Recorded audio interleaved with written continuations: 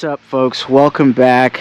Thanks for tuning into the channel once again. So right now I'm at the edge of the Black Forest here in Germany, which is one of the most scenic places in southwestern Germany that you can really get. If you're ever in Europe and you have the chance to drive through the Black Forest, hike through it, visit some of the towns, this is some of the most scenic and majestic stuff ever. So today I want to take you all on a POV. I can't speak words. Today I want to take you guys on a POV drive with me through a part of the Black Forest to show you just how beautiful it is and to experience what it's like to drive such a scenic road in my 2018 Alfa Romeo Giulia. So without further ado, let's get in and drive.